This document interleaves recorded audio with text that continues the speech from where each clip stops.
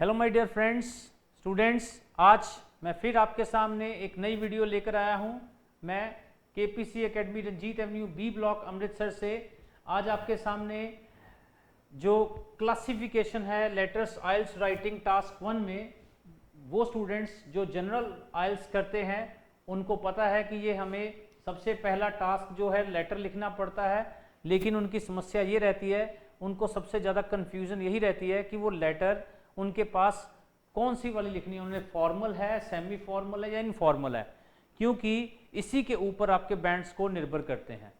अक्सर बच्चों को ये कन्फ्यूज़न ही दूर नहीं होती जब तक वो क्लासेस भी कवर अप कर लेते हैं, लेकिन ये कन्फ्यूज़न उनको कवर नहीं होती। मेरे पास बहुत सारे ऐसे बच्चे आते हैं कि उनको यही नहीं पता चलता कि लेटर फॉर्मल है या सेमी फॉर्मल है, अगर सेमी फॉर्मल है या इनफॉर्मल है तो ऐसी कौन सी लेटर है। तो सबसे पहले जब तक आपको ये क्लियर नहीं होगा तो आप आगे लिख ही नहीं पाओगे। अगर लिख दोगे तो वो गलत हो जाएगा।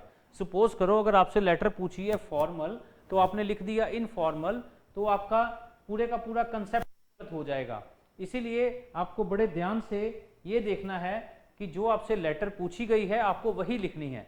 अगर आपने कुछ और लेटर लिख दी तो एग्जामिनर ने यही सोचना है आपको लेटर समझ ही नहीं आई, आपको इंग्लिश पढ़नी नहीं आई, इंग्लिश समझनी नहीं आई, तो आपने सारा कंटेंट जो था उसका गलत लिख दिया, तो बैंड स्कोर आपके लूज कर दोगे आप। तो इसलिए आपको समझना सबसे पहले ये जरूरी है। मैंने कुछ आपको चीज़ें बताऊंगा, आप इस चीज़ों को दिमाग में रखो।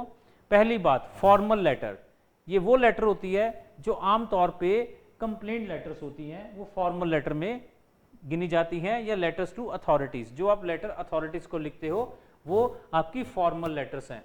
दूसरी बात, इनफॉर्मल लेटर्स हैं जो फ्रेंड्स या फैमिलीज को लिखी जाती हैं, वो इनफॉर्मल लेटर्स हैं। दोनों का कंसेप्ट तो एक क्लियर हो गया। बाकी जो सेमी फॉर्मल की कैटेगरी में आ जाती हैं, जैसे किसी मैनेजर्स को लिखते हैं, इमीडिएट बॉस को लिखते हैं, कलीग को लिखते हैं, तो वो सारी सेमी फॉर्मल लेटर हैं।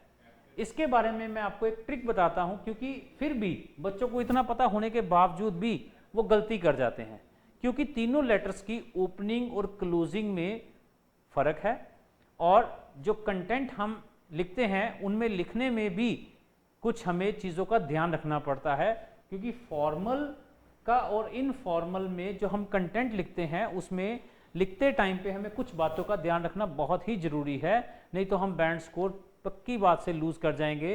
क्योंकि एग्जामिनर ने सबसे पहले ये सोचना है कि आपको यही नहीं पता फॉर्मल और इनफॉर्मल में क्या लिखना है। नेचुरल सी बात है, फॉर्मल में आप बहुत ज़्यादा फॉर्मल होते हो, फॉर्मेलिटीज़ करते हो, घर पे या दोस्तों के साथ कोई भी फॉर्मेलिटी नहीं होती है ना। बॉस को जब लेटर लिखनी है, जॉब के लिए लेटर लिखनी है, तो उसमें आप फॉर्मेलिटी शो करोगे। दोस्त को जब आप लेटर लिखते हो तो उसके साथ फॉर्मल नहीं रहोगे। तो नेचुरल सी बात है, कॉमन सी बात है, अगर आप इस चीज़ का ध्यान नहीं रखोगे तो आप ऑब्वियसली बैंड स्कोर लूज कर जाओगे। इसीलिए मैं आपको एक ट्रिक बताता हूँ, छोटी सी ट्रिक सी है जो आप याद रखो, ठीक है। ट्रिक क्या है कि आपकी कंफ्यूजन कभी नहीं होगी। आप अपने आप से दो क्वेश्चन पूछो, अपने आप से दो क्वेश्चन पूछो, आपको आपका आंसर मिल गया तो आपको वो भी क्लैरिटी हो जाएगी कि ये फॉर्मल लेटर है, इनफॉर्मल लेटर है या सेमी फॉर्मल लेटर है। दो क्वेश्चन आपने अपने आप से पूछने हैं, आंसर आपको मिल जाएगा और ये हमेशा के लिए कंफ्यूजन दूर हो जाएगी।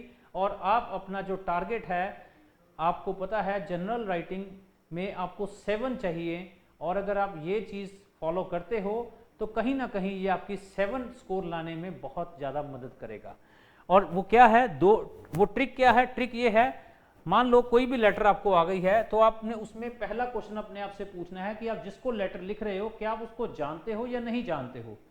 अगर आप उसको नहीं जानते हो, पहली बात, अगर आप उसको नहीं जानते हो। दूसरी बात, क्या आपके साथ उसका इमोशनल कनेक्शन है, आप उससे अपनी इमोशनल बातें शेयर करते हो, क्या आप उसको जानते हो। ये दो क्वेश्चन आपने पूछने हैं। अगर पहली बात, अगर आप उसको नहीं जानते, दूसरी बात, आपका अगर आंसर ना में आया कि मैं उसको नहीं जानता, पहला आंसर आ गया ना में कि मैं उसका नहीं जानता उसको, दूसरा आंसर आ गया कि मेरा उसके साथ कोई भी इमोशनल कनेक्शन नहीं है, मैं उसके साथ कोई भी इमोशंस शेयर नहीं करता, तो वो लेटर आपकी हो जाएगी फॉर्मल। क्योंकि सीधी सी बात है, आप जो कंप्लेंट लेटर्स लिख रहे हो या लेटर्स अथॉरिटीज को लिख रहे हो, आप ना ही उनको जानते हो और ना ही आपका उनके साथ कोई इमोशनल कनेक्शन है, तो आपका आंसर आ गया नो में। तो आंसर आ गया नो में, वो क्या कौन सी लेटर बन गई, फॉर्मल।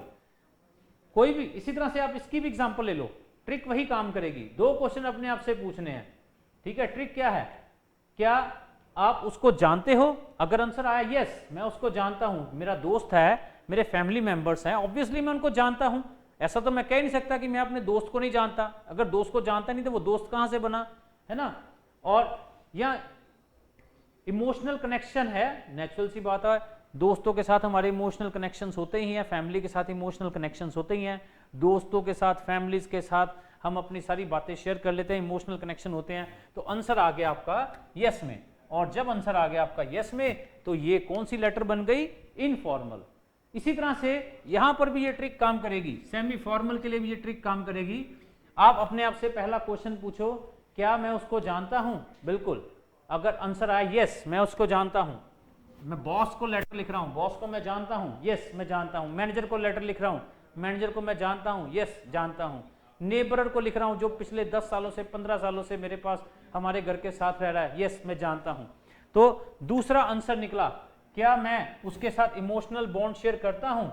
नो, मैं बॉस के साथ, मैं कलीग्स के साथ अपना इमोशनल बातें नहीं शेयर करता, ठीक है, मेरा कोई उसके साथ इमोशनल कनेक्शन नहीं है। तो इसका आंसर मिला नो। तो ये हमारे पास कौन सी लेटर बन गई, सेमी फॉर्मल। यानी तो इससे हमें ये ट्रिक से हमारा क्लियर हो गया कि फॉर्मल लेटर कौन सी है, सेमी फॉर्मल लेटर कौन सी है, इनफॉर्मल लेटर कौन सी है। हमें याद नहीं रखना पड़ा। आमतौर पे लिस्ट दी होती, बहुत सारी बड़ी सी लिस्ट है, आप अगर नेट पे भी सर्च करोगे तो बड़ी कंफ्यूजन आती है, भूल जाता है एग्जाम में जाकर कि ये वाली लेटर फॉर्मल में कैटेगरी में आती थी कि इनफॉर्मल कैटेगरी में थी या सेमी फॉर्मल कैटेगरी में थी, जिसकी वजह से हमारा सारा पेपर खराब हो जाता है।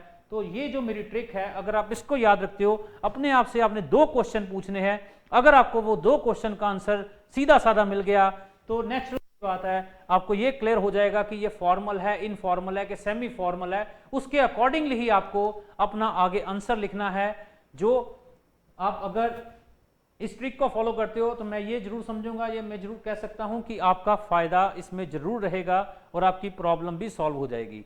लास्ट में मैं एक बात आपसे कहना चाहूंगा, आप ये चैनल जरूर सब्सक्राइब करो, आगे शेयर करो। वीडियो बनाने में भी बहुत सारी मेहनत लगती है और ये वीडियो उन लोगों तक पहुंचाओ कि जिनको इसकी जरूरत है। क्योंकि ये मत सोचो कि मेरे को इसकी जरूरत नहीं है तो मैं चैनल क्यों सब्सक्राइब करूं या क्यों शेयर करूं।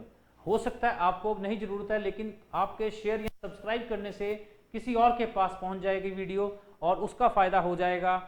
इतना ही मैं कहना चाहता हूं। Thank you very much.